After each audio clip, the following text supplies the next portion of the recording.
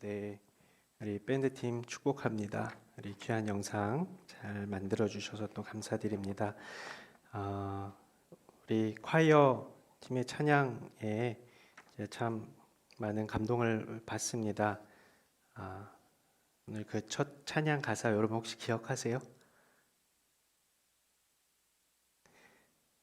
가장 높은 곳에서 가장 낮은 곳으로 찾아오셨네. 나를 위해서, 나를 살리려고. 감동이 되지 않으시나요? 가장 높은 곳에서 가장 낮은 곳에 오셨는데 이유가 나를 살리기 위해서 오셨답니다. 또 우리 오늘 유진 MC님 기도해 주실 때 자격 없는 자에게 자격을 주셨대요, 하나님이. 그게 참 크신 은혜인 것 같습니다. 아, 오늘부터 이제 로마서 말씀을 같이 나눌 텐데 로마서에서 이야기하는 그 복음이 오늘 찬양과 기도에 다 녹아져 있어서 혼자 스스로 생각을 했습니다. 그냥 예배 맞춰도 되겠다 싶은 생각이 들 정도로 가장 높은 곳에서 가장 낮은 곳에 자격 없는 우리에게 하나님의 자녀가 되는 자격을 허락하신 그 주님께 날마다 예배하는 저와 여러분의 삶이 되기를 주님의 이름으로 축복합니다. 몇 가지 교회 소식 전하겠습니다. 우리 CGN TV 달려라 퐁당 캠페인이 진행되고 있습니다. 3,600여 분이 동참하고 계십니다. 이 후원금은 전국 200개 교회의 교회학교 운영을 위한 장비와 콘텐츠를 지원하는 데 사용됩니다. NGO 더 멋진 세상 약정을 우리가 지난주에 했는데 약 1,125분의 성도님께서 2억 9천만 원을 새롭게 약정해 주셨습니다. 이 후원금은 지금 전쟁 중에 있는 우크라이나와 또 지구촌 이웃들을 사랑하고 섬기는 데 사용될 예정입니다. 이번 주 화요일 7시 30분, 저녁 7시 30분에 서빙고 오누리 교회 본당에서 영화 언플랜드를 상영합니다. 이 영화는 낙태 또 생명에 대한 주제를 가진 영화입니다. 시간 되시는 분들 참여해 주셔서 보여주시면 너무 좋을 것 같습니다. 또 설교 후에 비전헌금 순서가 있습니다. 이번 달 비전헌금은 우리 군선교를 위해서 사용됩니다.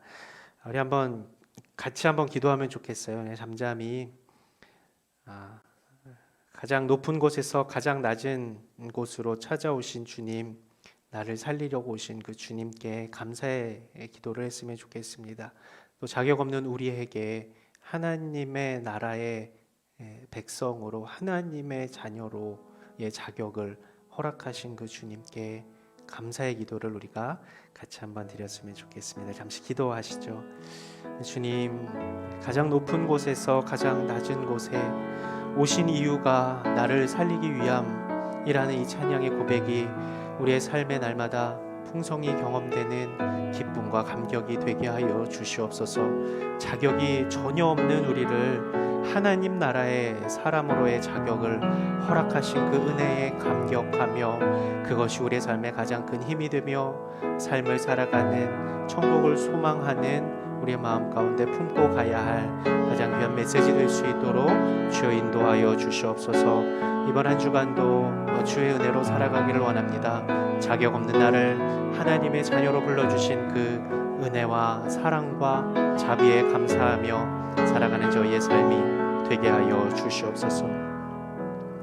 사랑하는 주님, 한 주간 삶의 자리에서 치열하게 몸부림치며 믿음으로 승리하려고 애쓴 하나님의 사람들이 이 시간 하나님으로부터 전하여지는 잘하였다 착하고 충성된 종아, 나의 아들아 나의 딸아, 내가 너를 사랑한다, 내가 너와 함께한다, 내가 너로 인하여 기뻐한다 말씀하여 주시는 주의 음성을 듣게 하여 주시고 우리에게 들려주시는 그 음성이 다시 험한 세상으로 나아가는 우리에게 가장 큰 힘과 능력이 될 수 있도록 주여 인도하여 주시옵소서. 말씀 가운데 임하시는 주를 만나길 원하오니 우리의 말씀 가운데 임재하여 주시옵소서. 예수 그리스도의 이름으로 기도드립니다. 아멘. 여러분이 가장 지금 듣고 싶은 소식은 어떤 소식이십니까? 이직을 준비하고 진행하고 있는 사람에게는 이직하고 가고자 했었던 회사로부터 들려지는 합격 소식이겠죠. 또 진학을 준비하는 사람에게 있어서는 합격되었다는 소식, 이 소식이 아마 가장 기쁜 소식일 것입니다. 우리 아마 학교 다닐 때 한번 생각해 보죠. 학교 다닐 때 여러분은 어떤 소식이 제일 좋았나요? 사정상 학교가 내일 쉰다는 얘기. 너무 기쁘지 않았나요? 그 소식이 들려지면. 제가 어렸을 때 저는 시골에서 자랐는데 학교를 가려면은 조금 작은 그 다리 하나가 있었어요. 이 다리를 건너서 이렇게 가는데 그 비가 많이 오는 여름이 되면은 이 마음에 아주 작은 소망이 생깁니다. 학교에서 그 비로 인해서 다리가 물에 넘쳤다고 학교 오지 말아라. 이 소식이 들려주면 얼마나 좋을까 하는 굉장히 유치하게 바라보시는데 여러분도 그런 생각들 하지 않으셨나요? 그게 기쁜 소식이죠. 직장을 다니시는 분들도 그럴 겁니다.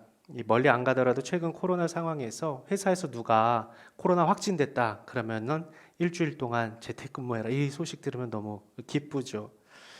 혹은 아이를 간절히 기다리던 가정에서 드디어 아이를 가졌다라는 소식을, 또 결혼을 위해 간절히 기도했는데 결혼을 하게 되었다라는 소식, 또 오랫동안 병으로 고생했는데 그 병을 다 나았다라는 소식, 이러한 소식들, 여러분이 기대하고 소망하는 기쁨의 소식들이 여러분에게 들려지기를 주님의 이름으로 축복합니다. 주님의 이름으로 축복합니다. 기대가 없으신가요? 삶에 대한 기쁜 소식에 대한 기대가 없으세요? 여러분 각자에게 들려주시는 하나님의 기쁨의 소식이 들려주셔서 하나님께 기도하면 반드시 이루어지구나라는 경험들을 하시면 좋을 것 같아요. 그런데 이 각자에게 들려지는 소식들이 모든 사람에게 일반은 아닙니다. 다시 말해서 좋은 소식은 개인적인 경우가 많다라는 거예요. 예를 들어서 아이가 학교를 가지 않는다라는 소식은 누구한테는 좋은 소식이에요? 아이에게는 좋은 소식인데 부모한테는 정말 날벼락 같은 소식이 되는 거죠.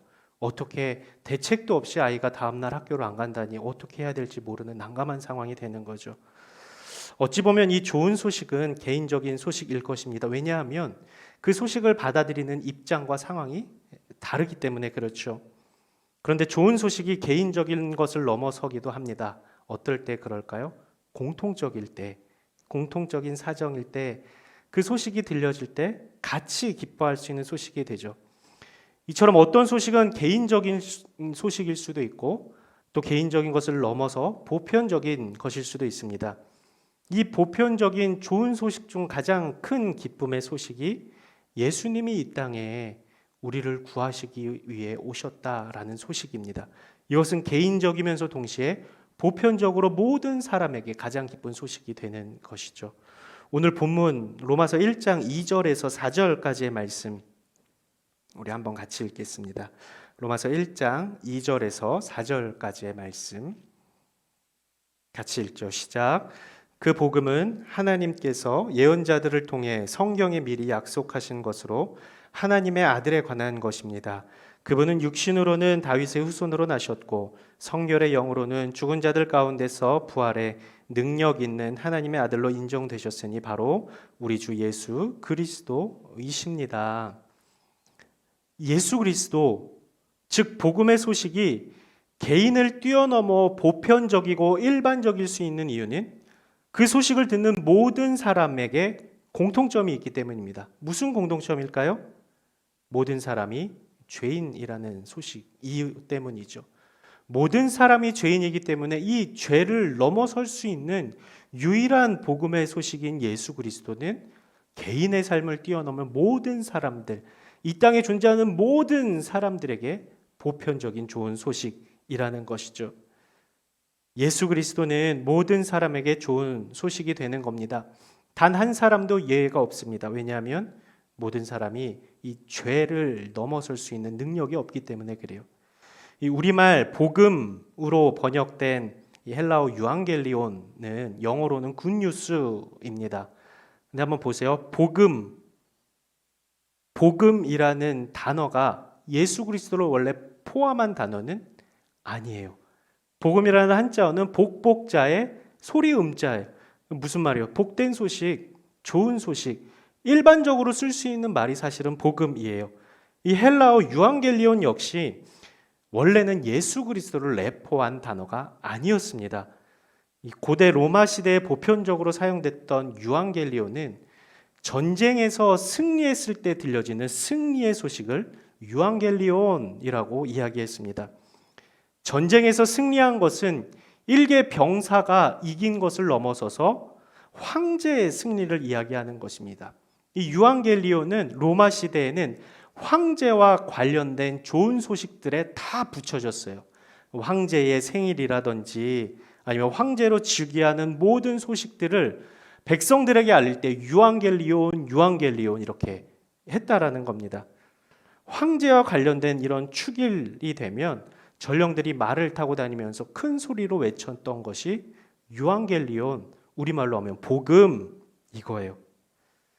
이 신약 시대에는 로마가 가장 강력한 힘을 가지고 있었죠. 황제는 마치 신과도 같은 존재였습니다. 신 같은 존재에게만 사용되었었던 단어가 유앙겔리온입니다. 그런데 이 유앙겔리온, 복음으로 번역된 이 유앙겔리온이라는 단어를 오늘 바울은 로마에 편지하는 로마서에서 사용을 하고 있습니다. 그런데 그가 사용하는 이 유앙겔리온은 당시 로마 황제로 인한 소식이 아닌 예수님에 대한 소식이었다라는 것이 참 특이한 거죠. 예수님께서 로마 군인들한테 넘겨져서 빌라도의 신문을 받을 때 이 로마의 입장에서는 예수님은 밀란을 일으켜서 로마 황제의 자리에 앉으려는 정치범이고 나라를 전복시키려는 세력 그리고 황제에 대항하려는 사람으로 취급되어서 가장 악랄한 정치범에게 허락되는 십자가형에 예수님이 선고를 받게 되신 거죠. 그렇다면 바울이 여전히 로마가 가장 강력한 힘을 가지고 황제가 그의 말이 곧 법이 되는 그 시대의 상황 속에 바울이 이 로마 황제에 대항한 예수 그리스도의 이름을 유앙겔리온이라고 선포하는 데 있어서 속된 말로 바울은 목숨 걸고 그것을 선포하였었다라는 것이에요. 목숨 걸고 유앙겔리온을 선포하는 것이었으며 동시에 바울의 입장에서는 이 유앙겔리온이라는 단어가 유일한 황제이시고 왕이신 예수님께 가장 적절하다라는 것을 본인은 깨달았었던 것이죠. 왜냐하면 그는 로마 황제가 아닌 예수 그리스도를 왕으로 모셨고 로마라는 나라가 아닌 하나님 나라를 살았고 하나님 나라만이 영원함을 믿었기 때문에 그가 유앙겔리온이라는 단어를 쓴 것은 어떻게 보면 마땅한 표현이었다라는 겁니다. 우리 3절과 4절 말씀 한 번 더 같이 보겠습니다. 우리 3절과 4절 말씀입니다. 같이 읽죠. 시작. 하나님의 아들에 관한 것입니다. 그분은 육신으로는 다윗의 후손으로 나셨고 성결의 영으로는 죽은 자들 가운데서 부활해 능력 있는 하나님의 아들로 인정되셨으니 바로 우리 주 예수 그리스도이십니다. 3절에서는 다윗의 후손으로 나셨다. 4절에서는 하나님의 아들로 인정되셨다라는 말이 예수 그리스도의 왕되심에 대한 필요 충분 조건이 완전히 충족되었다라는 것은 바울은 믿었던 겁니다. 그래서 바울은 그리스도의 왕되심에 대해서 너무나 완벽하게 깨달았기 때문에 유앙겔리온이다, 예수 그리스도가 복음이다 라고 선포할 수 있었다라는 거죠. 그런데 여러분 참 신기한 것은 이 유앙겔리온, 우리말로 번역된 이 복음이라는 단어를 우리가 이야기할 때 이 복음이라는 단어가 순수하게 기독교 단어처럼 들려지는 이유가 너무 신기하지 않으세요? 2000년이 넘는 시간들 동안에 보편적으로 누구에게 사용되는 단어인가? 바로 예수 그리스도에 대해서 사용되는 단어가 복음이다라는 거예요. 우리가 다른 종교의 신, 그의 말에 대해서 우리가 복음이라고 이야기를 합니까? 그렇지 않아요. 유앙겔리온, 복음, 굿뉴스라는 것은 어떻게 보면 굉장히 일반적인 단어임에도 불구하고 이것이 예수 그리스도께 속한 단어로 지금까지 진행되고 있다는 것은 그것이 진짜 유앙겔리온이구나, 정말 복음의 소식이구나, 정말로 좋은 소식이구나 라는 것을 역사적으로 증명하고 있는 것이지 않겠습니까? 역사를 보면 시대마다 강력한 나라가 있고 그 나라의 왕들이 존재했습니다. 그런데 그 강력한 나라는 어김없이 역사의 뒤안길로 사라지게 되고 지금까지 여전히 그리고 앞으로도 영원히 가장 강력한 힘을 가진 나라와 민족과 왕은 영원할 수가 없습니다. 그러나 이 하나님의 나라는 쇠퇴하지 않고 계속되는 것임을 우리가 볼 수 있습니다. 왜냐하면 예수 그리스도만이 유일하고도 영원하신 왕이시기 때문에. 그래서 그 예수 그리스도에 대한 소식이 진정으로 복음이 되고 유앙겔리온이 될 수 있는 것입니다. 하나님의 나라가 무엇입니까? 여쭙죠. 여러분에게 하나님의 나라는 무엇입니까? 하나님의 나라가 여러분의 피부로 와 닿습니까? 하나님 나라에 사는 것에 대한 의미가 무엇입니까? 하나님의 나라가 여러분에게는 어떤 의미가 있으세요? 제가 여러분에게 이렇게 말씀을 전하다가 질문을 할 때가 있어요. 정답을 얘기해 달라고 질문하는 게 아니라 물론 정답을 얘기하지도 않으시겠지만 같이 한번 생각해 보자는 거예요. 여러분에게 하나님 나라는 어떤 의미가 있습니까? 여러분은 지금 하나님 나라를 살고 있습니까? 여러분이 생각하는 하나님 나라는 현재 진행형입니까? 아니면 미래형입니까? 이 성경이 이야기하는 유앙겔리온, 복음은 예수 그리스도로 인해 경험하는 하나님 나라입니다. 그런데 이 복음의 실효성이 현재가 아닌 미래에 국한되어 있다고 생각하는 사람들이 많습니다. 몇 주 전에 저한테 전화가 왔어요. 어디서 왔냐면 보험회사에서 전화가 왔어요. 그 보험 설계 같은 거, 보험 정리해 주겠다고 하길래 해달라고 했어요. 그 이제 영업이 시작된 거고 제가 정신을 바싹 차리고 있지 않으면 무언가 가입하고 있겠구나라고 생각을 하면서 주민번호는 불러주지 말아야지 생각하면서 잘 들었어요. 근데 그분이 하시는 말씀이 이 연금 보험 상품이 있는데 이 상품은 어느 정도 불입을 하고 10년, 20년 후에 연금으로 받을 수가 있는 건데 이 불입을 하고 연금을 받기 전에 그 사이에 병이 걸리거나 사고가 나면 보장이 되는 보험이라고 얘기를 하더라고요. 그리고 10년, 20년 후에 연금으로도 받을 수 있다. 제가 이제 어리숙하게 듣고 있으니 그 상품을 이제 권유를 하더라고요. 제가 어떻게 했을까요? 별로 남에 대해서도 별 궁금하지 않으신. 근데 제가 이 얘기를 드리는 이유가 이 연금 보험하면 저는 그렇게 생각했던 거예요. 어느 정도 불입을 하고 나서 나중에 10년, 20년 후에 내가 경제 생활을 하기 어려울 때 그때 받는 게 연금 보험이지 그 전까지 내가 병에 걸리거나 사고를 당했을 때 혜택을 받을 수 있는 거라고는 생각을 하지 않았었던 거예요. 제가 이 말씀 드리는 이유를 아시겠습니까? 하나님 나라에 대해서 마치 제가 연금보험에 대해 잘못 알고 있는 것처럼 알고 있는 사람이 많다는 겁니다. 예수님을 영접하고 복음을 받아들이면 지금은 아니지만 나중에 하나님의 나라에 갈 수 있는 것으로 하나님의 나라는 현재와 무관하다고 생각하는 사람이 많다라는 거예요. 죽어서 가는 곳이 천국인 줄만 알고 있다라는 겁니다. 지금 나의 삶은 하나님의 나라가 아니라고 생각하고 있다라는 거예요. 그래서 지금 신앙을 가지고 믿음 생활을 하는 이유가 나중에 죽어서 하나님 나라 가기 위한 단계 혹은 게임에서 다음 판으로 가기 위한 그래서 획득하는 어떤 아이템 정도로 여기는 것을 신앙생활로 생각하는 그리고 그렇게 신앙생활하는 사람이 많다라는 겁니다. 다시 한번 여쭙죠. 여러분에게 하나님 나라는 어떤 의미가 있습니까?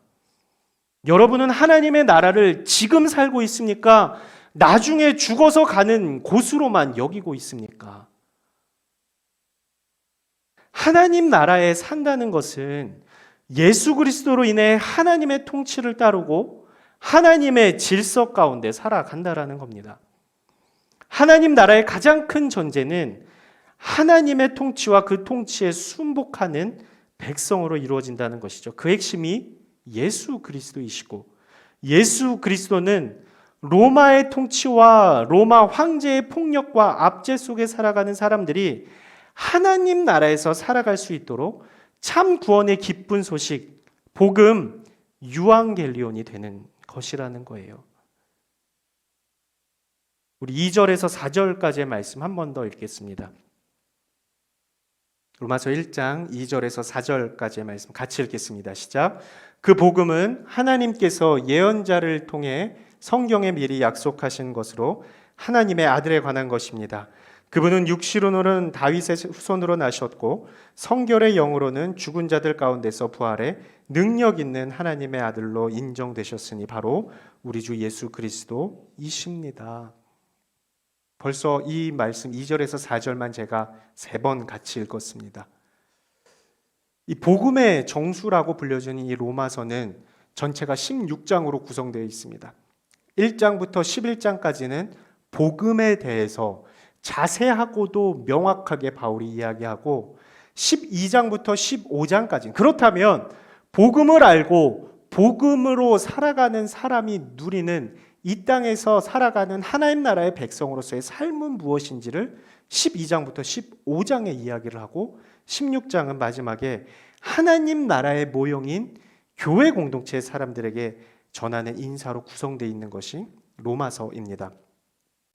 이 로마서는 어떤 한 개인의 인생뿐 아니라 이 역사의 물줄기를 바꾸는 개혁과 부흥의 불씨가 되었죠. 우리가 잘 아는, 여러분 많이 들어보신 이 어거스틴과 루터가 로마서 말씀 때문에 변화된 사람들입니다. 이 어거스틴이 원래는 수도사였어요. 그런데 놀랍게도 수도사인데 굉장히 방탕한 삶을 살았습니다. 술 마시는 것을 좋아하고 밤만 되면 이탈리아의 이 사창가를 어슬렁거리는, 더 충격적인 이야기는 어거스틴에게 사생자가 있었다라는 거예요. 지독한 사람이었습니다. 이러한 어거스틴의 어머니가 우리가 잘 아는 기도의 어머니 모니카예요. 이 모니카가 눈물로 이 어거스틴을 위해서 기도하는데 이 암브로스라는 주교가 이 모니카에게 한 말이 그거예요. 어머니, 기도하는 자의 자식은 망하지 않습니다. 이게 어거스틴의 어머니 모니카예요. 이 어거스틴을 위해서 어머니가 계속해서 기도했죠. 거의 망한 인생 같던 어거스틴이 어느 날, 그날도 여느 때와 마찬가지로 이 수도원으로 들어가는 그 길에 담벼락 너머에 소년 소녀들이 외치는 소리를 듣습니다. 톨레레게 톨레레게 라는 라틴어를 듣습니다. 이 말은 책을 집어들고 읽어라 라는 말이었어요.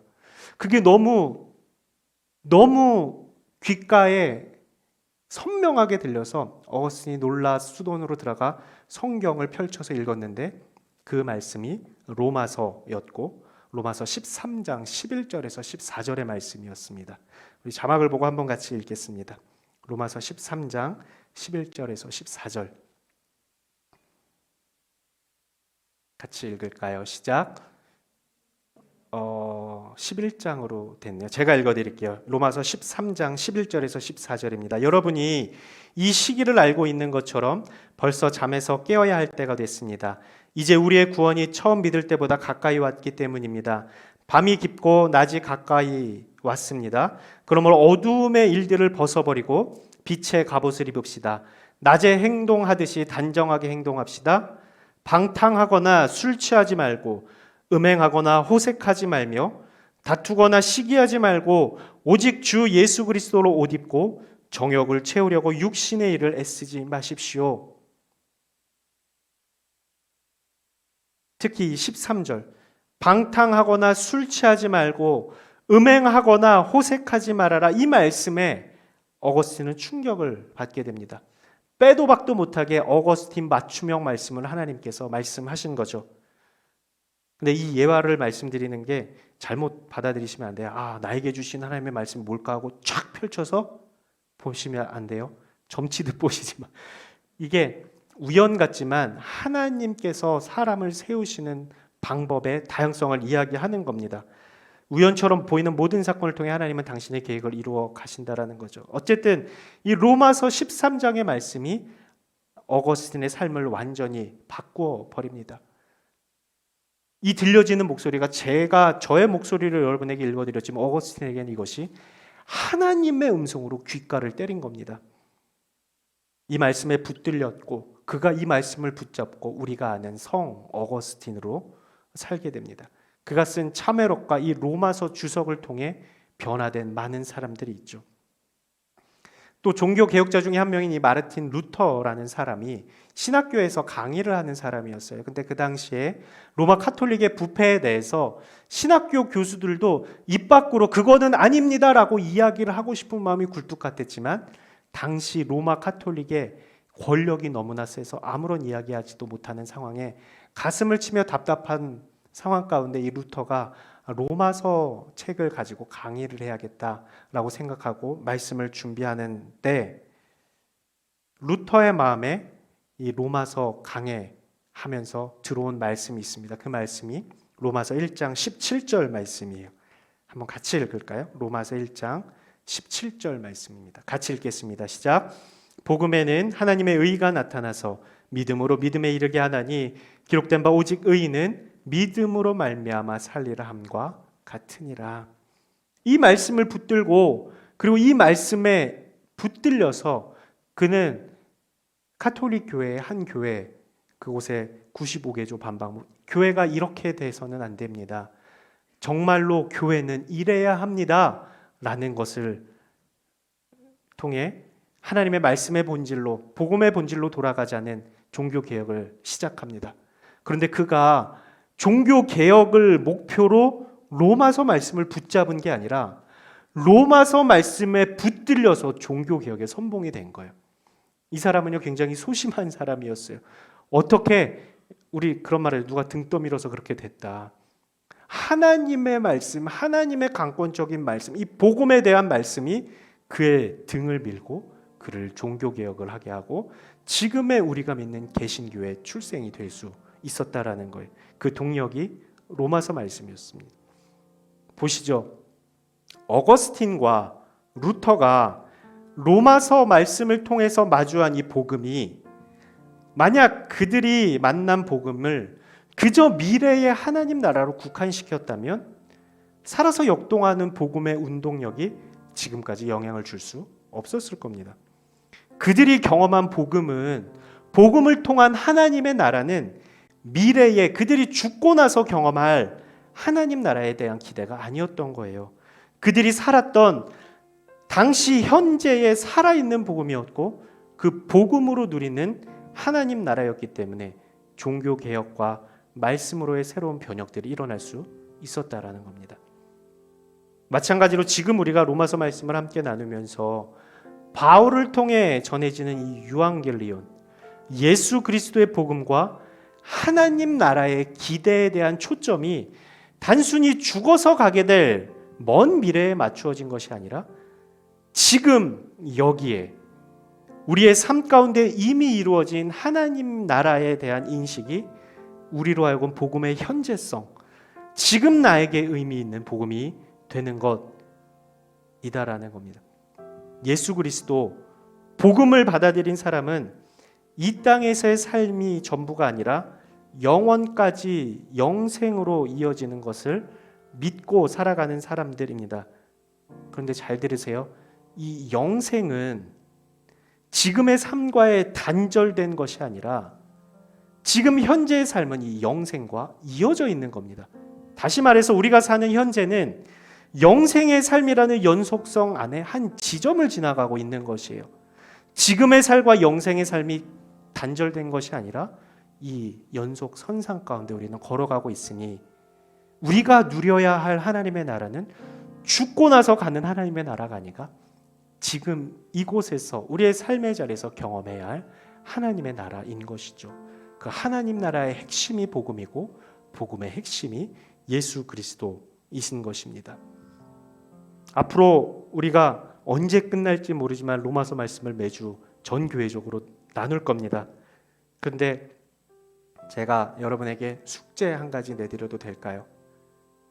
복음의 깊은 소식 얘기해놓고 숙제 얘기하는 건 너무 말이 앞뒤가 안 맞을 텐데 어렵지 않은 숙제입니다. 오늘 로마서 1장 1절에서 7절까지의 말씀을 같이 나누잖아요. 그럼 이번 주에 여러분이 로마서 1장 1절에서 7절 말씀을 큐티와 별개로 같이 계속 묵상하시면 좋을 것 같아요. 그렇게 될 때 로마서 말씀을 통해 우리에게 말씀하시는 참 복음, 유앙겔리온의 말씀이 우리의 삶을 내가 하나님 나라에 살고 있구나, 내가 하나님의 나라의 백성으로 지금 존재하며 살아가고 있구나를 여러분에게 경험하게 할 것입니다.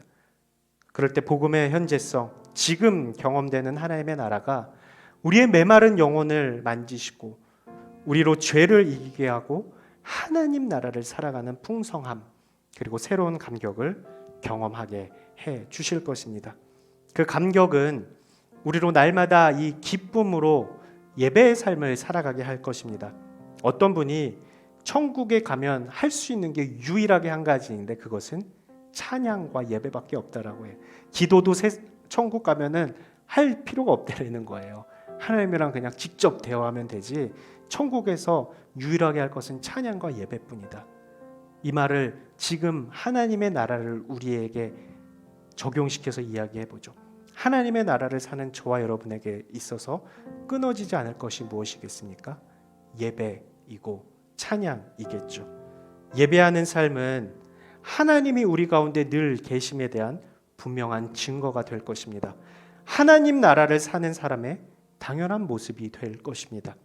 우리와 함께 하시는 주님, 그 복음 예수 그리스도로 누리는 하나님 나라, 이번 한 주도 살아있는 이 복음, 나의 삶에 임한 하나님 나라를 누리고 경험하며 이 왕 되신 그리스도를 높여드리는 저와 여러분의 삶이 될 수 있기를 우리 주님의 이름으로 축원합니다. 우리 시간 한번 같이 찬양하고 기도하도록 하겠습니다.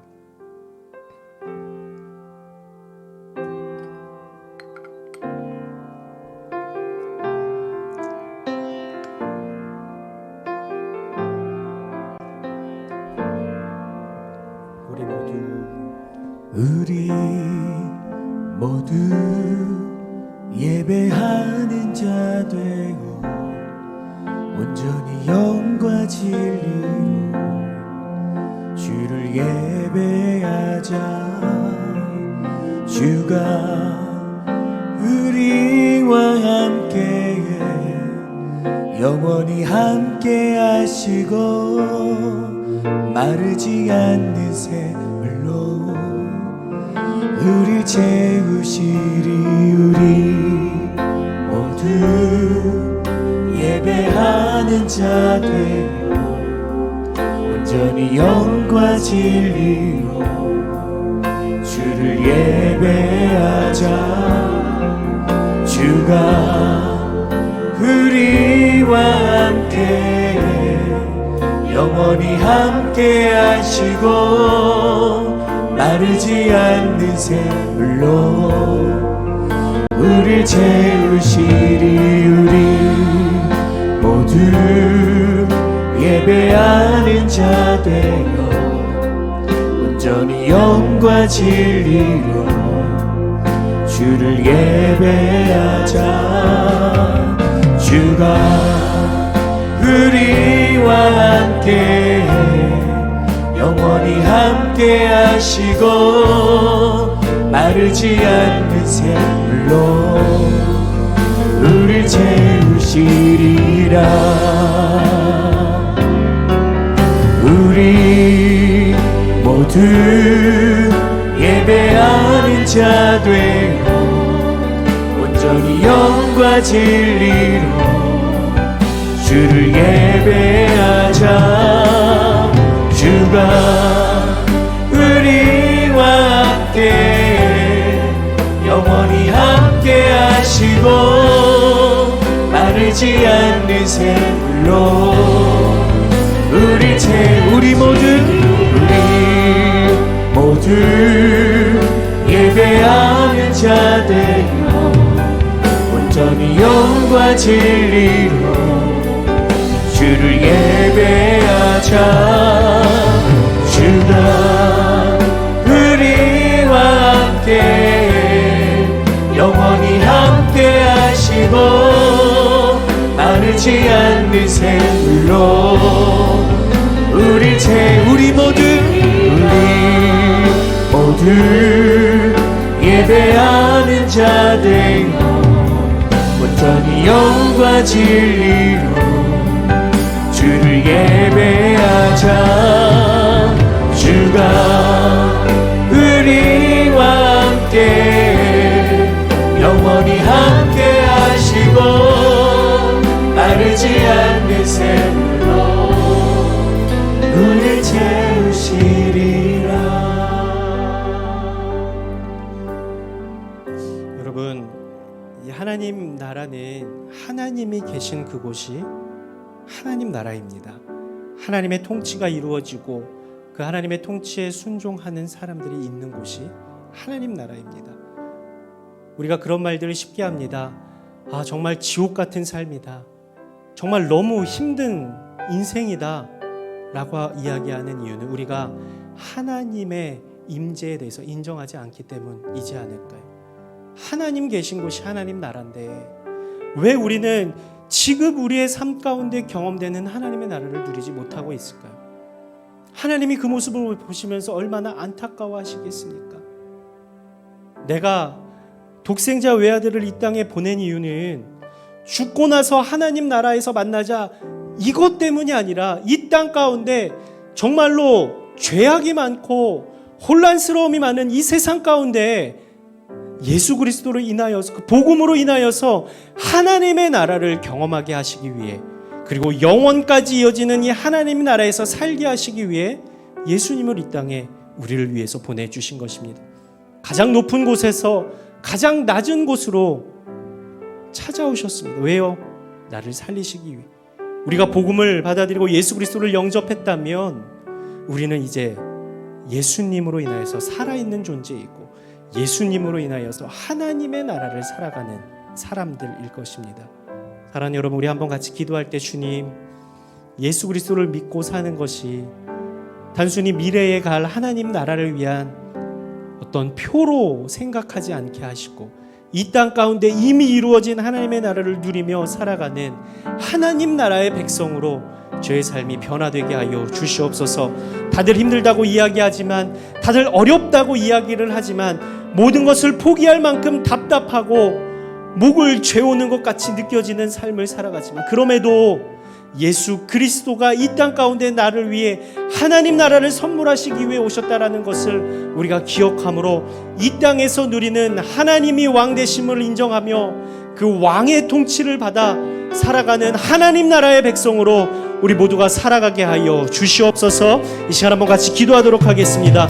거룩하시고 자비로우신 아버지 하나님, 이 땅 가운데 독생자 외아들께서 오신 이유는 우리를 살리시고 하나님 나라의 백성으로 하나님 나라에서 살아가게 하시기 위해 우리에게 은혜로 선물로 허락하신 것임을 우리가 믿습니다. 그러나 우리가 살아가는 세상 이후에 나 간 곳이 하나님의 나라라고 생각하며 먼 미래에 있을 것을 생각하며 그냥 이 땅에서는 지옥과 같은 삶을 살아가고 있지는 않은지, 너무나 힘들어서 어떻게 해야 될지 모르는 삶을 살아가고 있는 것은 아닌지 오늘 말씀을 통해서 돌아보게 하십니다.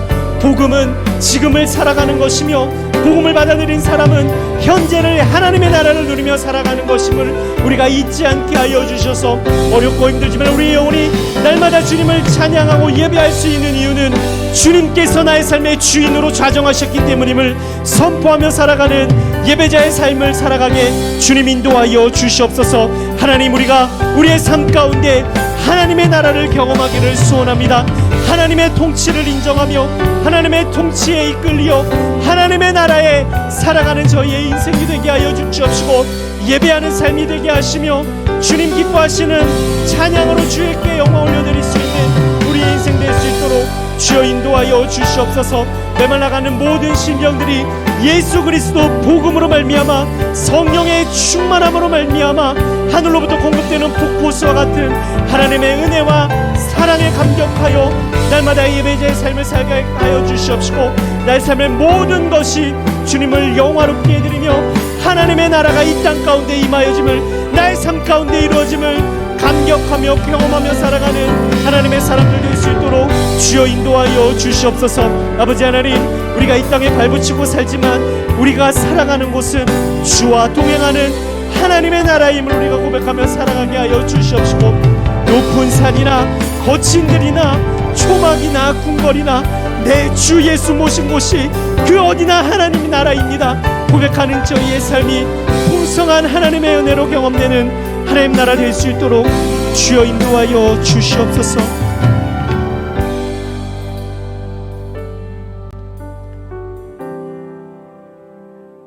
사랑하는 여러분, 여러분을 주님의 이름으로 축복합니다. 저와 여러분은 정말로 자격이 없는 사람인데 우리에게 하나님 나라를 살아갈 수 있는 자격을 허락하셨습니다. 그것이 얼마나 큰 은혜인지요. 그러나 우리는 여전히 그냥 먼 미래에 있는 것이 하나님 나라이다 생각하고 지금은 내 세상, 이 세상에 속한 사람으로 살아가고 있지는 않은지요. 여러분, 이번 한 주간의 삶이 하나님의 나라를 풍성히 누리실 수 있는 한 주간의 삶이 되시길 주님의 이름으로 축복합니다. 예배자의 삶을 살아가시기를 축복합니다. 주님을 높여드리며 찬양하며 살아가는 여러분의 삶이 되기를 축복합니다. 사랑하는 주님, 하나님 나라를 경험하는 삶 살기를 소원합니다.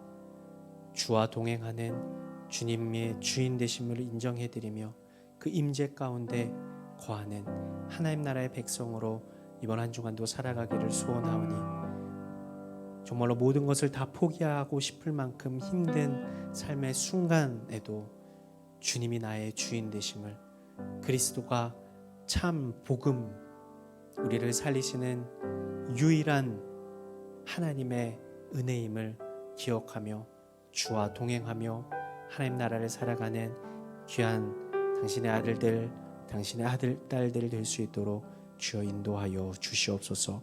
예수 그리스도의 이름으로 기도드립니다. 아멘.